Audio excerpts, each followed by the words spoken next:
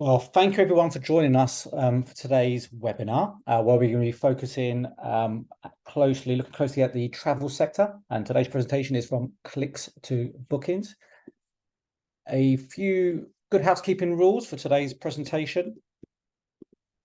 Today's webinar will be recorded. We'll aim to get you a copy of today's recording as well as a takeaway digest of some of the key points from today's presentation, and it probably come over to everyone probably early next week. So Monday, Tuesday, you'll get a copy of that. Today's session will have a Q&A at the end, so there's plenty of time we've left over for that at the end of today's session. If you want to ask some questions, I'm sure everyone's probably familiar with Zoom now. There's a chat option on the right-hand side of your screen. Just feel free to pop your question there, and we will endeavour to answer as many of those questions as possible at the end of today's session. So just to cover off a little bit of what we're going to be covering during today's presentation. A couple of key areas. We're going to be talking about, elevating the user experience in travel.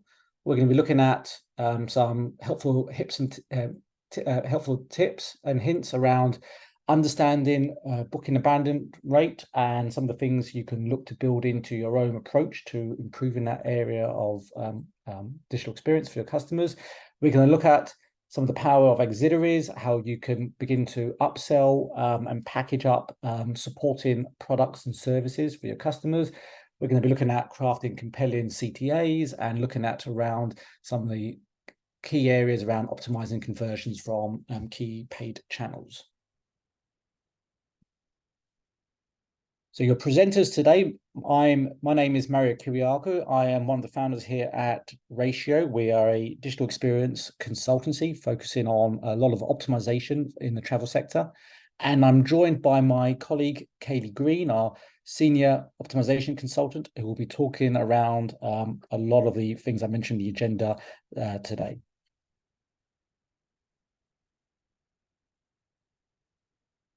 The role of customer experience in travel.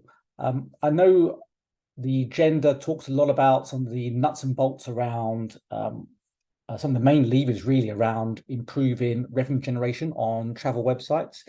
And I wanted to bring it back to customer experience because from our perspective, what we're looking to do is we're looking to optimize websites for revenue generation, but at the same time, we're looking to deliver a customer experience from the perspective of the customer, what they are looking for, thinking about the challenges that they have, trying to remove as much friction points as possible.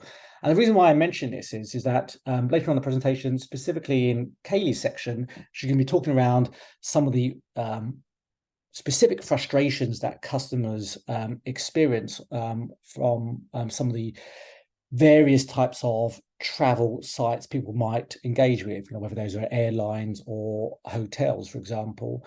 And we're going to highlight why that's not necessarily a great experience, even though the perception is it's revenue generating tactics. But we want to bring it back to what is a good experience from the customer's perspective, because we believe ultimately that's going to help drive those conversions and drive and maximize the revenue opportunities from your site.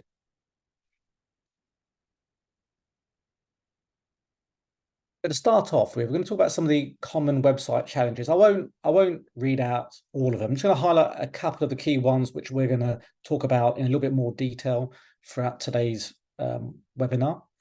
We're going to talk about areas such as the lack of personalization, so the missed opportunities and the revenue that's potentially left on the table by not leveraging the data we have on customers to deliver a relevant experience at key points. The challenges around identifying high value visitors. One of the things we hear time and time again is that you have access to things like Google Analytics. You can see you're receiving lots of visits to your sites. You can see what the ultimate conversions are, but it is hard to identify what is a high value customer and how to treat them differently. We're going to look at things such as technical issues. We're going to talk about key areas around some of the pain points customers have around the booking process, and looking at ways to simplify these.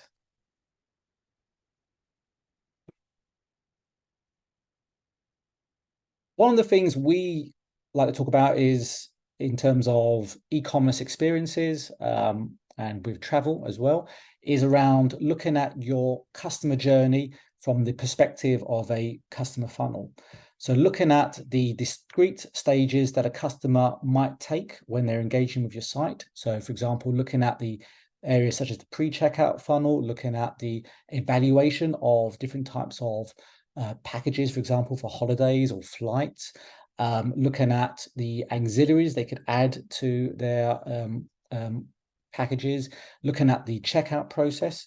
And the reason why we look to break these down to discrete funnels, because ultimately what we want to do is to progress the customer to that final stage of adding something to a basket and checking out, putting in their credit card details and purchasing a product with yourselves.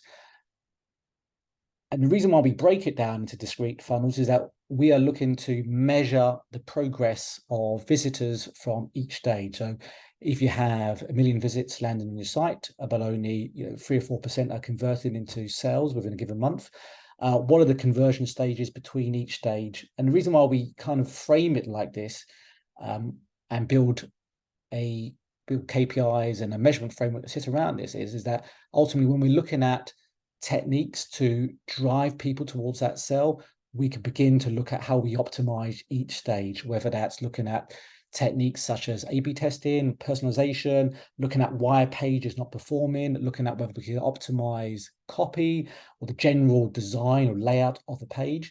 Ultimately, what we want is a metric that we can measure to define if an improvement to a stage is actually working or not.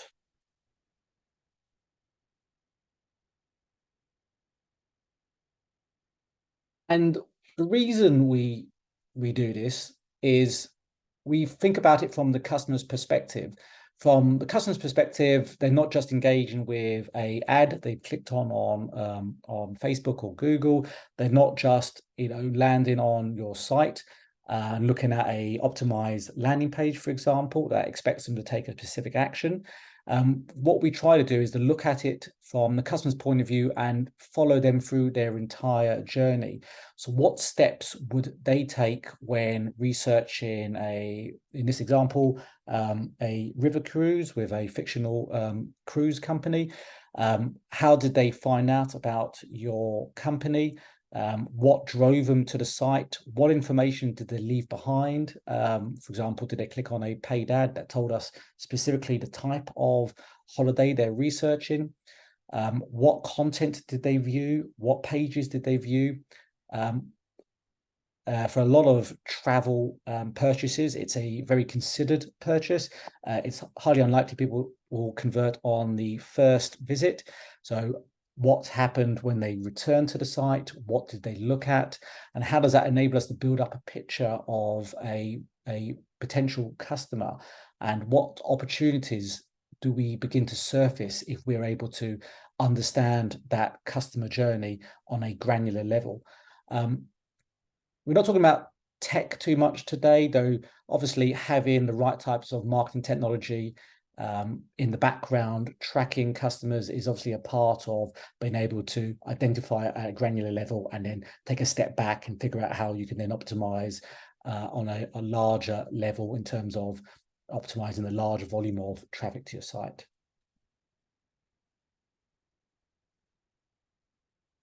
So some of the opportunities in terms of how you can look at optimizing the experience for your customers. Reducing customer frustration. One of the things we typically recommend with analytics analysis is trying to understand why customers are not engaging with specific parts of your website. Are we able to detect why they're potentially frustrated? Are we able to define that with your analytics and understand, is there a specific reason for that? Is it just not clear CTAs? Is there a technical issue with the general experience of the site? And the reason why we say this is we can understand this and build a picture. It enables marketing teams to begin to build out a plan on how to address these individual frustration points.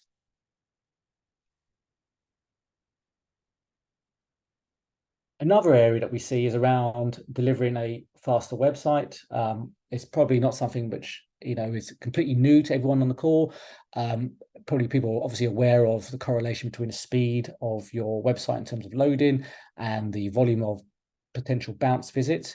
One of the things we obviously recommend is to analyze page loads in terms of desktop versus mobile. Is there a big difference between the two? If there is there can we determine what if the conversion rate is different for mobile versus desktop, and are we able to attribute some of that to speed load, for example? And is there a technical reason why that's happening? Are we looking at, are the images too large? Do we use complex videos, which are providing a lag effect? But can we identify from a technical perspective what we can do to increase the speed and then monitor it over the next month or so?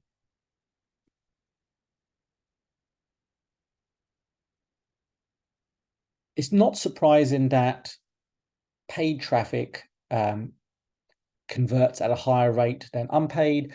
Paid traffic is obviously intent-based. Someone has made a specific attempt to go into Google, they have a specific query, and they're looking for a certain type of travel arrangement or holiday or experience, and therefore they're more prone to convert. So in that respect, it's not unusual that conversion is going to be higher on paid. But when we look at this, our recommendation is how can you maximize the conversion rate and maximize your ROI from paid traffic? Typically, the focus is on optimizing your ads, for example, and potentially the landing page that those visitors land onto. But also, what does the subsequent journey that individual may take?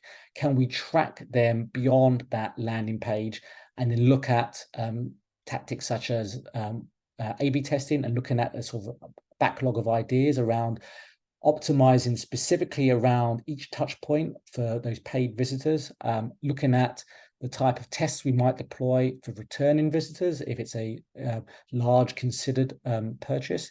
But it all boils down to that if paid traffic converts at a higher rate, what can we do to maximize the ROI from that traffic by having a more considered approach to analyzing where those people are dropping off and thinking about what we could do to improve the overall experience going forward.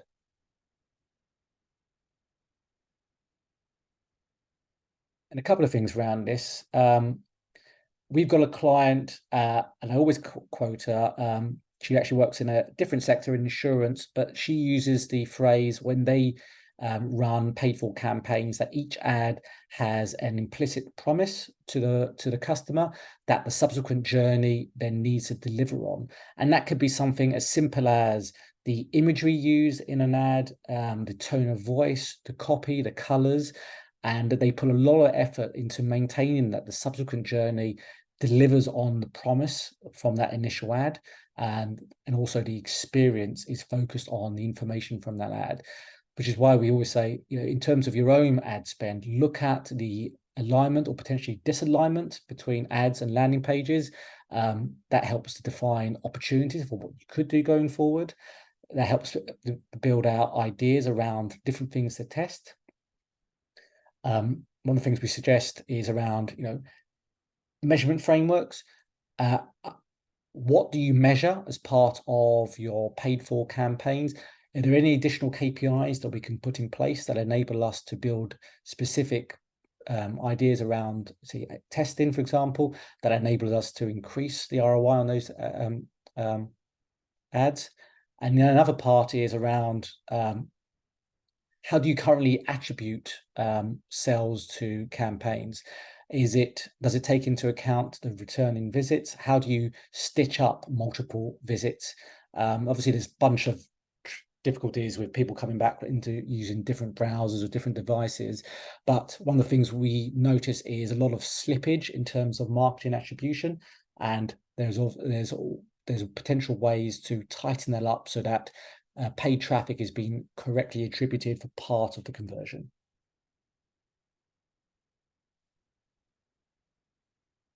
And to support that, each time a visitor engages with your website, we are collecting lots of data.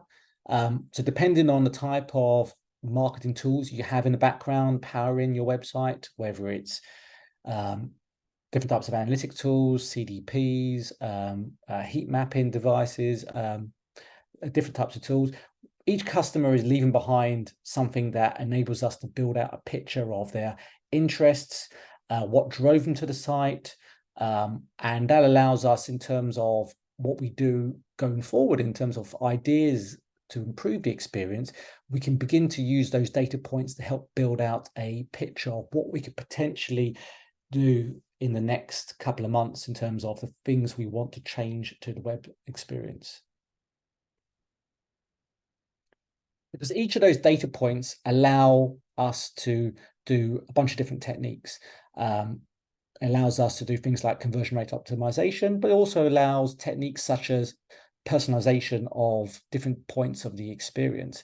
If we have a picture of those data points, and typically our recommendation is to have a look at the tools you have in place and have a look at the types of data that your current systems are capturing on your customers, because that allows us to then build out a picture of what we could do. And then as a marketing team, we could begin to build out a backlog of ideas that we could build into our processes going forward. And we could identify how we can measure those, and making sure that things like personalization are A/B tested and are aligned with KPIs that we can put a hard metric, measurable metric against them.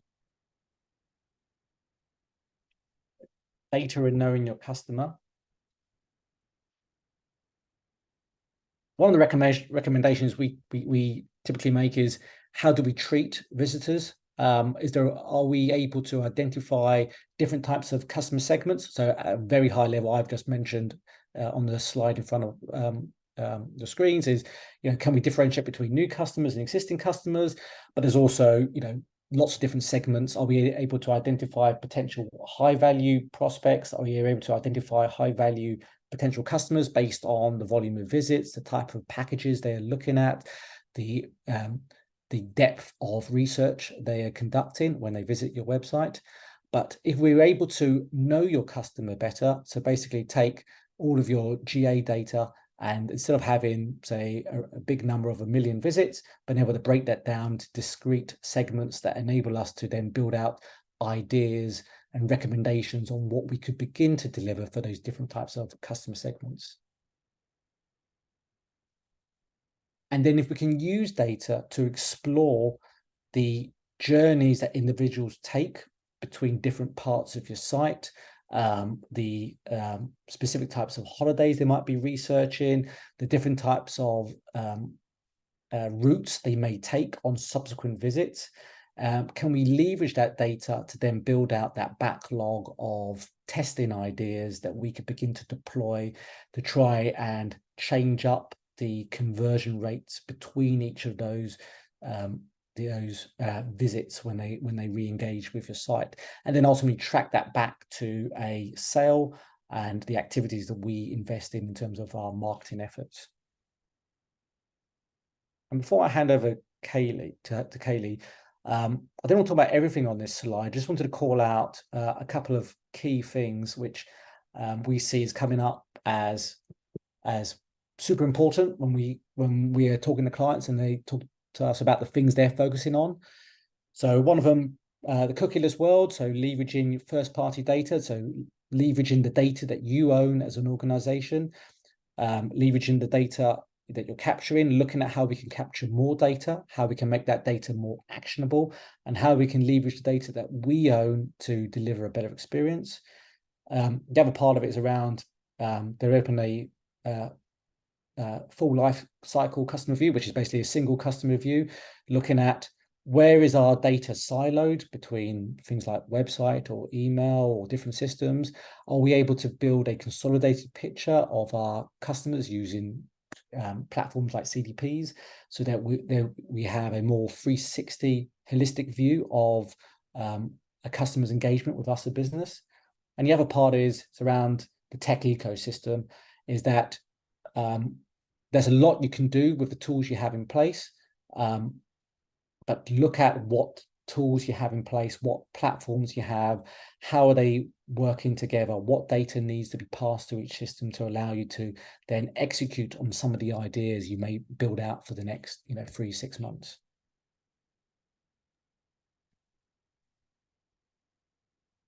Okay, I'm just going to stop the presentation and hand over to yourself. Great, thank you, Mario. I'll go into sharing mode myself. Great, thank you, everyone. So as Mario mentioned at the beginning, I'm Kaylee, so Senior Optimisation Consultant at Ratio. So I'm going to kickstart us with trying to dig a bit deeper into understanding booking abandonment when we're coming to travel websites. So when we kind of frame the problem and the size of the problem when looking at booking abandonment, from various sources, we know that around 80% of visitors to e-commerce travel websites abandon their booking.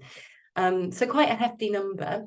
However, there can be a lot of things which are playing into that. We know that people are likely to take a lot longer to do research, especially when looking at holidays or booking hotels and flights. So it's more of a considered purchase. They might be speaking with their fellow travelers, so they have to go off and have a conversation and come back later. But this is really kind of thinking about how we want to keep people engaged, re-engaged, or also kind of gently holding their hand throughout the booking funnel without any kind of shocks or surprises. So some of the methods which you can look into doing, I know Mario has touched on a few, but another one to sort of drill into a bit more of the specifics is definitely where you're leveraging your data. You can use your analytics tools to start to really dig into where are the biggest opportunities, where are the biggest drop-off points, where are people dropping out of our funnel. And you can collect that data through setting up a funnel report. So obviously setting up your goals and where you want people to go to as part of the journey. And then, yes, you can start to kind of hypothesize where the biggest opportunities lie through your analytics tools. So that might show you where that's happening, but won't necessarily tell you why. So really recommend then coupling that with qualitative data as well. And one of the easiest methods out there today is utilizing tools such as Hotjar, and being able to set up small polls as part of the booking journey. So there might be a question that you want to ask them as part of the journey, and you can kind of capture some verbatim and qualitative feedback as they go along. You might want to find out if they can navigate your site easily, are kind of ancillaries or add-ons confusing them. So you can ask different types of questions at different points in the journey. One thing with your qualitative data is recommending that you collect enough data before kind of starting to make any assumptions on behavior. And this is really just to ensure that the problem that you're witnessing is large enough to act upon. So rather than it just being one person who says they're having difficulty navigating your website, make sure that there's a multitude of that sort of sentiment and problem coming up. And that would be a good indicator to then map that to your quantitative data as well. So the marriage of quant and qual goes hand in hand. So let's look into some common reasons why visitors actually drop off. And now this isn't an exhaustive list, but this is just highlighting perhaps some of those common reasons. So one of the ones which kind of crop up time and time again is complicated navigation, or coupling that with poor search results. So when a visitor is coming onto your website, if the search results aren't returning exactly what they were looking for, or your navigation is really kind of detailed and quite difficult to actually navigate through the navigation, then that's going to really add into user frustration. People are going to get impatient because it can be quite time consuming. And also, remember out there are a multitude of competitors. So if you're not kind of nailing your navigation or your search results, then you're kind of putting yourself at a disadvantage against competitors. And you're going to leave people with a bit of a negative user experience. And are they likely to come back? Potentially not. So some of the ways that you can potentially look to negate that is really kind of spending time on your search. It might be potential that you want to invest in predictive search. So especially, when we're looking at search results bars on travel websites, then predictive search is going to be quite key in terms of where it might be destinations, if you're a train company or a holiday company. And then coupling that with like a clear and simple menu structure. So don't overload people with lots of information.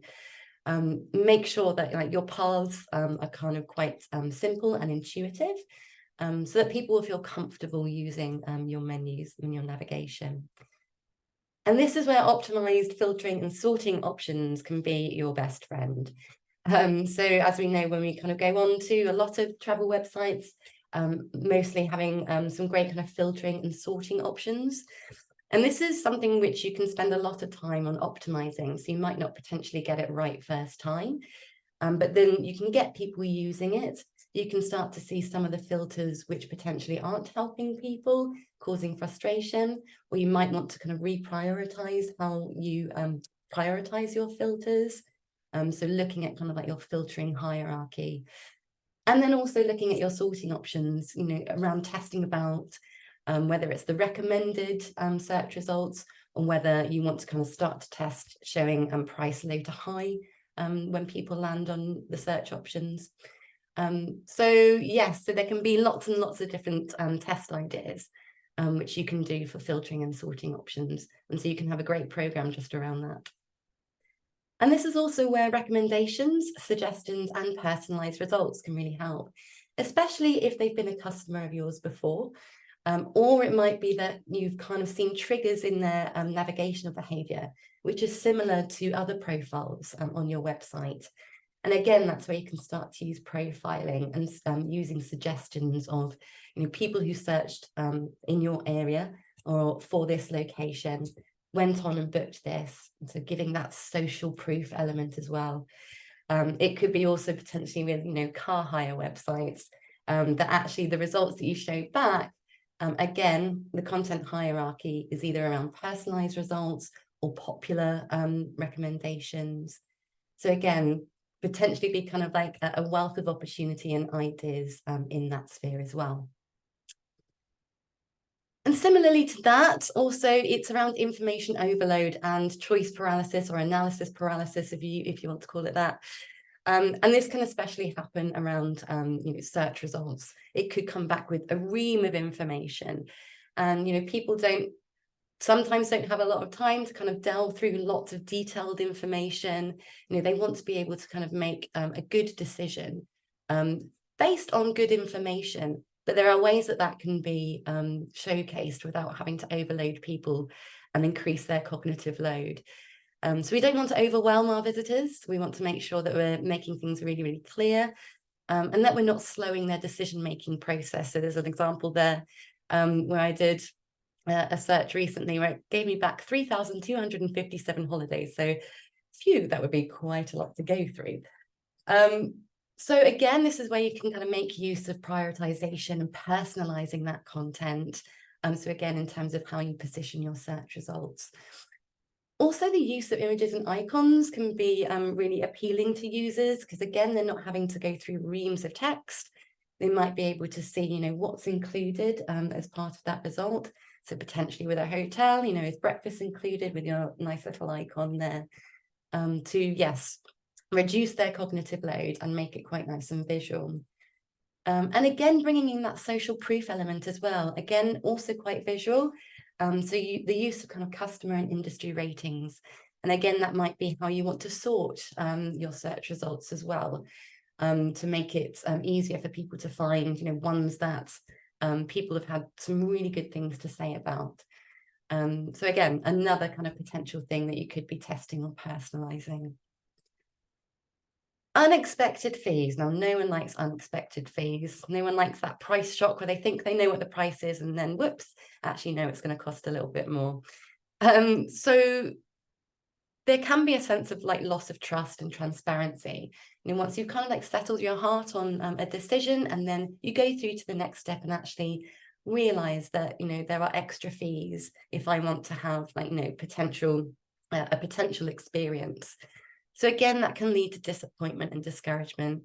And potentially it might be affect in terms of like customers' loyalty, or potentially even your brand advocacy. So if they're having that negative experience and disappointment, are they going to be your advocates? Potentially not. So there are ways that, and quite simple, to be honest with you, ways that can be kind of alleviated. It's just to be really upfront. If there are going to be different levels of packages, bring that at that kind of decision stage, before people have settled their hearts on a choice. So bring that forward and kind of be upfront with your visitors, and what they're going to get for particular prices. And again, this is where you can kind of highlight included features where there might be kind of packages or particular packages. So if people are wanting to upgrade, include those visual cues, include those comparisons. But again, do that being upfront and potentially a bit earlier in the visitor's journey. Lengthy booking forms as well. So none of us like to fill in loads of fields on a form. And this can be the same for e-commerce travel websites, as well as lead generation travel websites as well, potentially for the luxury end of the scale. So yes, they can be quite intimidating and time consuming.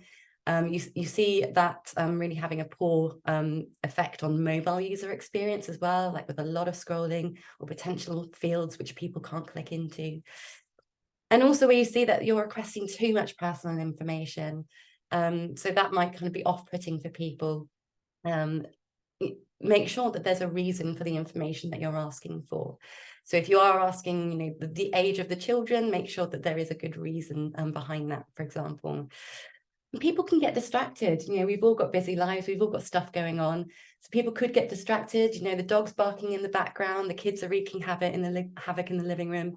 And so they might get distracted and then potentially not return because they didn't get through the process. So that can be like a potential drop-off and abandonment.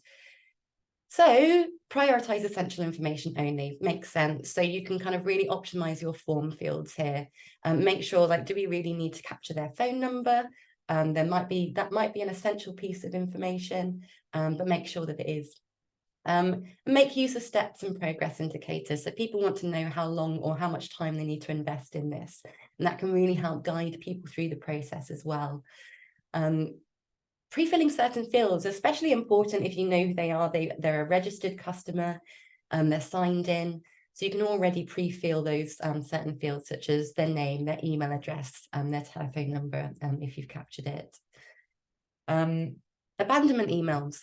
So this is a great form of like re-engaging people back. Potentially those people who got distracted, you can re-engage them and bring them back to your site through an abandonment email. So here it's worth mentioning about like when you capture your email address to be able to do that. So interestingly, you see kind of like with airlines that they will capture the email address at the passenger info stage. So before, a few steps before they're actually getting to payment details. And so you're more likely to potentially have captured their email address, because you find more often than not that when people kind of get to the point of like having to put their card details in, that's then kind of when they might get second thoughts. But at least at that point, you've already captured their email, and so you can remarket to them. Whereas potentially, say, for example, like with hotels, you might be asking for their email address in the same step as the payment details. So you might not necessarily be able to capture that detail. So something to kind of think about, like when you position that piece of information in terms of this journey. And of course, we love a mobile-friendly design. So try and think mobile first. If people are on the train trying to book a car, or if people are on the train trying to book their holiday, then make sure that it's mobile-friendly first design. So that's thinking about abandonment, but we can kind of go a little bit granular and thinking about our calls to action. So like super important on any website, but especially when we're looking at travel, because we're really playing into kind of people's like emotions and desires when it comes to travel. So again, we kind of just got a few of examples of best practices. Again, this is not an exhaustive list. There could be loads, but again, this is just a few examples of some best practices which you can be thinking about and testing. Action-orientated language. Make sure that it clearly communicates what they're going to do next. So as we've kind of said here, it could be book now, see availability, or get started. So just kind of got a couple of examples on the left. So the top examples, we've got continue versus one which is actually, being really explicit about what you're going to do next. So see availability. So you can kind of really play around with optimizing that. So, for example, if you are saying continue, play around with that, be more specific, tell people what they're going to do next. Compelling copy as well. So ultimately, we want to really kind of convince people that they want to go through to the next stage of the booking funnel. And this is where you can really reiterate or highlight some of the benefits of what they're going to be booking. Again, we've kind of got an example here from booking.coms. They give some great information about social proof as well, about loyal customers, that it's perfect for a one-night stay. So that's some sort of great kind of benefit-driven information, which are going to convince people to go, all right, go on, I will reserve. Bold and contrasting colors. So, it's not to say that we're going and test our button colors. You might want to go a bit further than that, but just something to think about when you're thinking about your UX and your UI design. Just ensuring that they're really a focal point on the page, and that that it's visually distinct, and so it's not getting lost amongst imagery. So you might have some absolutely lovely imagery on your website, but if your CTA is getting lost amongst that, then it kind of negates that. So just making sure it's going to draw people's attention. Urgency. So this is an interesting one. I would recommend using this with caution. So it can be really effective, but try and kind of balance it without try and give people anxiety. You can look at implementing countdown timers for limited promotions, or in terms of availability indicators. So you do start to see this a lot more across certain travel websites. However, as I've mentioned there, don't fall into dark UX patterns. Ensure that it actually reflects the truth, and that you're not using it to kind of make people click on it or make people want to book it. So make sure that you keep some credibility there. If you are going to look to test that, there might be kind of some upfront technical integrations that you might need to do first. So really kind of think about and weighing up the technical feasibility versus kind of the return that you're expecting from this type of test. Trust. We all want their trust. We all want to make sure that our prospects and our customers know that we're a trustworthy company. Again, so this can be done with the examples of trust logos at really key points in the journey. So next to prices, next to kind of main or important CTAs. So as we've kind of just got an example here from On the Beach, they're using the Atoll Protected logo just to kind of really hammer home that, you can trust us. Also security logos, if you're an e-commerce travel company, then they will do wonders in the checkout process, especially when people are getting their money out. And as I've mentioned, mobile optimized. So as I mentioned there, yes, no one needs to be zooming in to click on a mobile CTA. So make sure that, they are accessible, large enough to be clickable. And also the use of sticky CTAs on mobile can be quite interesting to test, especially, if you potentially do have kind of long search results, or in the kind of checkout here. Just to avoid that scrolling and fatigue, and making sure that the forefront of their mind is the fact that you either want them to get to the next step or you want them to pay. Location. Don't crowd your CTAs. Try and position them again, next to or after kind of decision-making features. I guess kind of an example here, we've kind of got 3 CTAs all kind of vying for the same space. So something which you could look to do here is really look into your data. What is kind of the top action which people are taking, and potentially test prioritizing that above, for example, in this instance, the other 2. And the other 2 you can kind of decrease in priority, potentially putting them as links or icons, but give it breathing space. So don't give people too much choice, but give them the option. Or for example, on home pages, sticky search bars or CTAs can really help focus a visitor, and again, guide them into that next step of the booking funnel. And then last but not least, the power of ancillaries. So the power of getting more revenue. So we just kind of highlighted a couple of opportunities here in increasing revenue. So as we potentially know, the average booking value in regards to travel can be higher than retail. Potentially not if you're just booking a budget hotel versus my ASOS halls normally. But especially if you're, looking at holiday packages, flights, a cruise, or even a luxury hotel, then as I've kind of mentioned, it's definitely more of an emotional, considered purchase and less of an impulse buy. So as a business, of course, you want to try and increase revenue opportunities as a business, but really needs to be balanced with, as I mentioned here, the kind of needs and wants of the customers and ultimately their budget. So again, this is where you can really look at, those price sliders. So you're not going to kind of like shock people or disappoint people when they click through to something they realize is out of their budget. Also, in terms of, as I was mentioning earlier, of unexpected fees, could you bring your ancillaries up a stage further so that people can make that choice alongside just the basic package, if you like. An innovative idea might be, why don't you try out something like a travel budget calculator? Not that potentially you've seen that a lot, but that could be kind of an innovative way of kind of engaging your customers and then being able to kind of personalize their results based on that. So just something to think about in terms of if you want to have a bit of innovation there. And then also, again, going back to the notion of popular ancillaries and where in the journey you put it. So I've mentioned about potentially, mapping it alongside basic packages, because yes, it can be tricky sometimes. And that, again, is something which can be tested. What is the right stage in the journey that we need to be presenting this to our customers?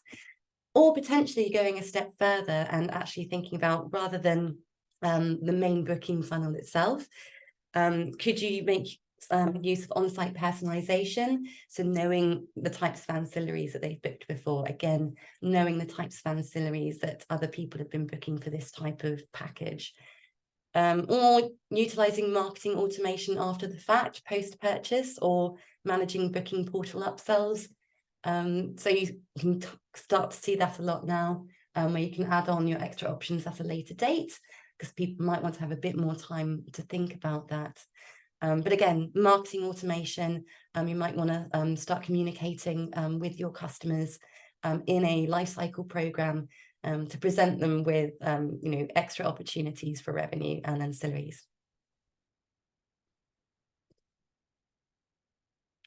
So we've come to the question stage. Potentially I will stop sharing now.